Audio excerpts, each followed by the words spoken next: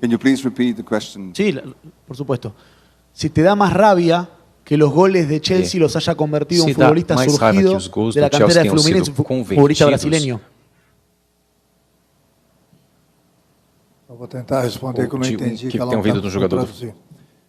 O jogo estava bastante controlado. A gente sabia que nós iríamos receber uma pressão muito forte do Chelsea, acontecesse no início do jogo. Estávamos sabendo sofrer, mas infelizmente para a gente o João Pedro acertou aquele chute de fora da área, conseguiu fazer aquele belo gol. E é lógico, quando você sempre sai na frente, é uma vantagem muito grande, principalmente se tratando do calor. Aí você tem que ficar correndo atrás do adversário. Procurei mudar no início do segundo tempo. Infelizmente, num contra-ataque, nós não matamos a jogada e nós tomamos o segundo gol. E isso deu uma tranquilidade ainda maior para eles. Depois abri ainda mais o time, colocando o time mais para frente. Criamos algumas situações, mas é sempre muito difícil você enfrentar uma equipe bastante qualificada como é o Chelsea. Mas eles souberam aproveitar as oportunidades que criaram e, infelizmente, a gente não soube aproveitar as nossas. No momento que estava 1-0, nós tivemos aquele pênalti bastante discutido. Alguns árbitros dão aquele tipo de pênalti, outros árbitros não dão. Não estou dando desculpa nenhuma, mas com certeza se ele tivesse dado o pênalti e nós teríamos feito o gol, a história do jogo seria totalmente diferente. Renato, Rodrigo Oliveira, Rádio Gaúcha.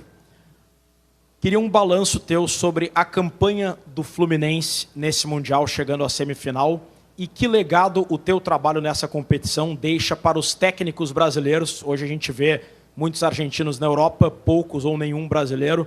Qual o legado do teu trabalho nessa competição e da campanha do Fluminense para os técnicos e para o futebol brasileiro? Eu acho que a credibilidade voltou bastante forte para o futebol brasileiro, pelas grandes equipes, tanto o Flamengo, Botafogo e Palmeiras, e agora o Fluminense chegando numa semifinal.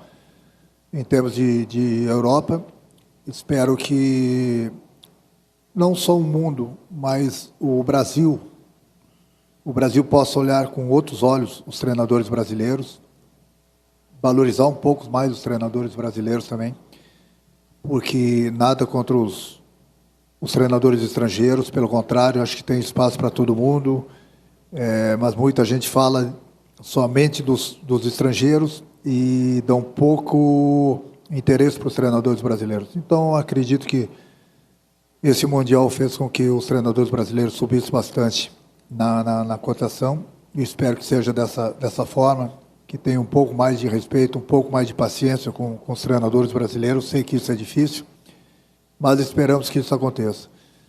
Quanto à campanha do Fluminense, ela foi maravilhosa, em todos os sentidos. Fomos passando para os grandes adversários, grandes times do futebol europeu, futebol mundial. Chegamos numa semifinal, enfrentamos mais um adversário poderoso, foram melhores, mereceram a vitória, mas a gente sai de cabeça erguida por tudo que a gente fez. Acho que, como falei, nós levantamos bastante a credibilidade no mundo todo do futebol brasileiro. E agora vamos voltar para a nossa realidade, voltar para o Campeonato Brasileiro, Copa do Brasil, Sul-Americana, mas pode ter certeza que não só o nosso grupo, mas o nosso torcedor também está bastante orgulhoso pela campanha que a gente fez nessa Copa do Mundo. Next question for the gentleman in the brown. Renato, tudo bem? Maurício Ferreira, da Rádio Band News FM. Parabéns pela participação e pela campanha. Em termos de estratégia, o que você havia pensado nesses últimos dias de trabalho, o que você acha que não deu de encaixe com o jogo de hoje? E, sobretudo, no primeiro tempo, me pareceu que o Fluminense teve uma dificuldade na saída de bola. Tem a ver também com os desfalques que você teve para o compromisso de hoje? E qual era a situação do Samuel Xavier também, que não pôde iniciar essa partida? Queria te ouvir em relação a isso. Obrigado. As dificuldades nós sabíamos que iríamos encontrar, porque o Chelsea é uma equipe que marca forte, marca sob pressão o tempo todo, e no momento que a gente conseguia ser jogando, nós erramos muitos passes por dentro, nós entregamos muita bola para o Chelsea, e no momento que a gente estava saindo, o Chelsea sempre pegava a gente com os espaços, e isso criou bastante dificuldade para a gente. porque é um time bastante qualificado, em 3, 4 toques eles sempre chegam próximo da nossa área, justamente porque eles têm velocidade pelos dois lados, são jogadores inteligentes, são jogadores do 1 para 1, que eu gosto bastante. Eu costumo falar sempre para vocês que eu sou fã de jogadores que gostam de 1 para 1, porque abre uma defesa adversária, justamente com a velocidade. Isso o Chelsea tem de sobra, nós sabemos que nós iríamos ter esse tipo de problema, mas mesmo assim depois a gente começou a controlar o jogo, mas infelizmente para a gente o João Pedro acertou aquele chute fora da área, fazendo o primeiro gol, e aí as coisas começaram a melhorar para eles. Voltamos para o segundo tempo, continuamos brigando com eles, infelizmente num contra-ataque, exatamente por isso, pela velocidade, eles chegaram rápido na nossa área, fizeram o segundo gol, o João Pedro acertou mais um belíssimo chute, indefensável. Tive que abrir o time, fomos para o combate, praticamente, abrimos bastante, damos chance para o contra-ataque, criamos algumas oportunidades, mas infelizmente a gente não conseguiu fazer o gol, que a gente poderia ressurgir na partida. Mas é o que eu falei, a gente sai de cabeça erguida pelo que a gente fez. Quanto ao Samuel, um jogador que saiu no último jogo, com muita dor na perna, ele conseguiu se recuperar, mas não estava 100%, era um risco muito grande colocá-lo para jogar desde o início, principalmente se tratando do jogador de velocidade que tinha naquela posição. Question for the gentleman at the end of the right section. Robson Morelli, da Rádio Eldorado e do The Futebol. Renato, primeiro eu queria saber se você achou que foi pênalti, não ficou claro para mim. E segundo, o que te parece um jogador criado em Xerém, que chegou em Xerém aos 9 anos, que passou ali por toda uma história no clube, marcar 2 gols que eliminaram o Fluminense. Essa necessidade do futebol brasileiro de vender jogadores, como é que te parece isso? Bom, mas aí entra naquele esquema de que não adianta os clubes brasileiros quererem competir com os clubes europeus, né, em termos financeiros. Se eu não me engano, o João Pedro custou mais de 400 milhões para o Chelsea. Inviável. Inviável para qualquer clube brasileiro, até para um Flamengo, para um Palmeiras, para um Botafogo, é inviável. Não dá para competir com eles em termos da parte financeira. Então, pode ver que os clubes brasileiros, eles formam jogadores para poder vender para a Europa, justamente para conseguirem sobreviver. Essa é uma realidade que é desde a minha época de jogador. Não tem para onde correr. E nem sempre você, quando vende um garoto, você tem certeza que ele vai despontar no futebol europeu. O João Pedro, com certeza, está despontando, é um grande jogador, um jogador a nível de seleção brasileira. As coisas que acontecem no futebol. Quanto ao pênalti, aquilo que eu falei, na minha opinião foi pênalti. Eu vi agora no vestiário. Mas tem árbitros que dão esse tipo de pênalti, tem árbitros que não dão esse tipo de pênalti. Muita gente vai falar que o braço estava colado no corpo. Não, o braço não estava colado no corpo. O braço estava um pouquinho aberto. Então, a interpretação do árbitro. Tem árbitros que dariam aquele pênalti, como ele deu, foi ver no VAR, voltou atrás, eu achei pênalti, como tem árbitros que dão aquele tipo de pênalti. Então, esse tipo de pênalti a gente vai discutir por muito, muito tempo ainda. Uns dão, outros não dão, uns vão achar que foi, outros vão achar que não foi, mas não vamos nos apegar nessa desculpa se ele deu ou não pênalti, que voltou atrás.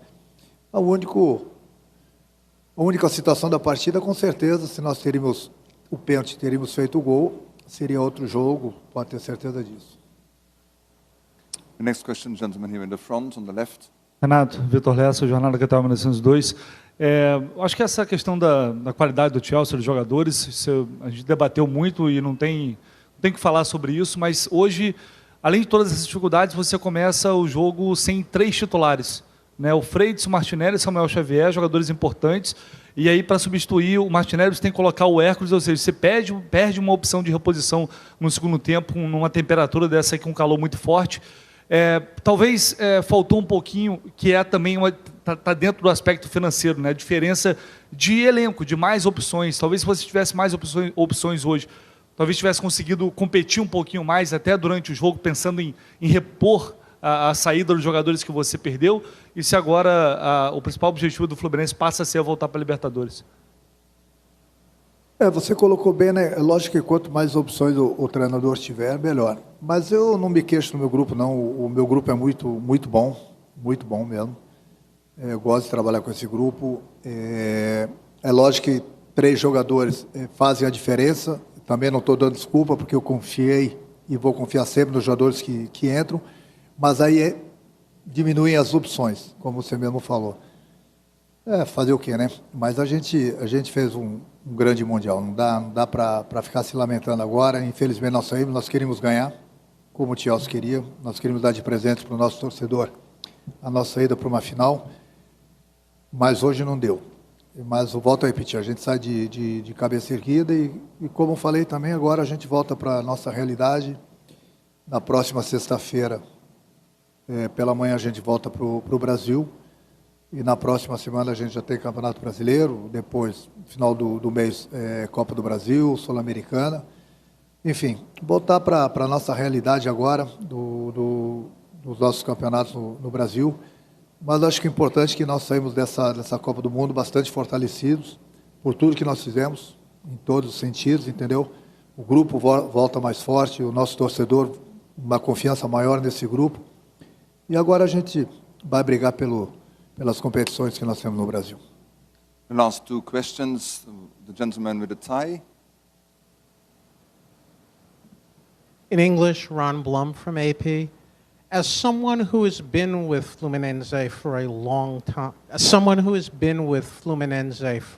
time, what did you think of João Pedro deciding not to celebrate da decisão do João Pedro de não comemorar os gols que ele marcou?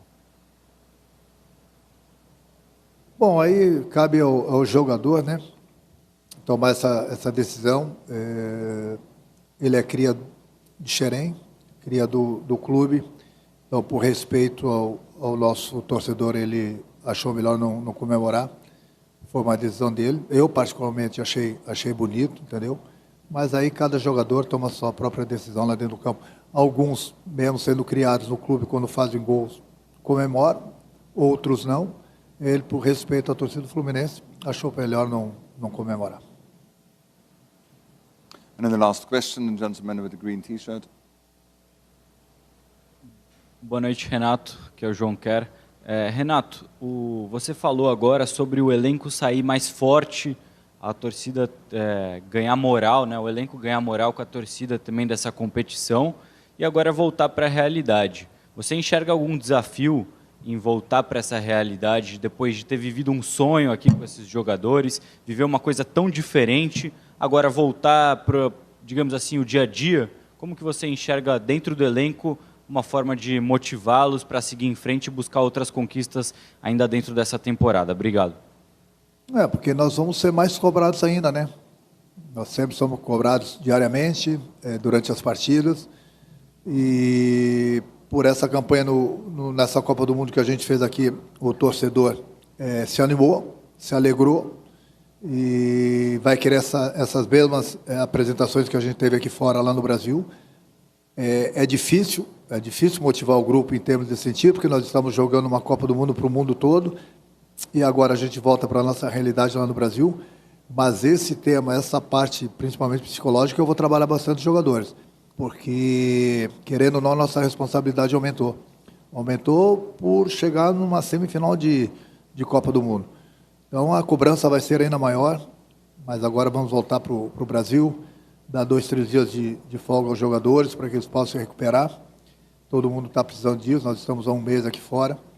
E aí, na volta, provavelmente na próxima segunda-feira, eu já vou ter esse tipo de conversa, de papo com o grupo, justamente por isso, porque, sem dúvida alguma, agora a nossa responsabilidade aumentou e nós provamos que nós temos condições de voltarmos para o Brasil e brigarmos pelas competições que a gente vai disputar.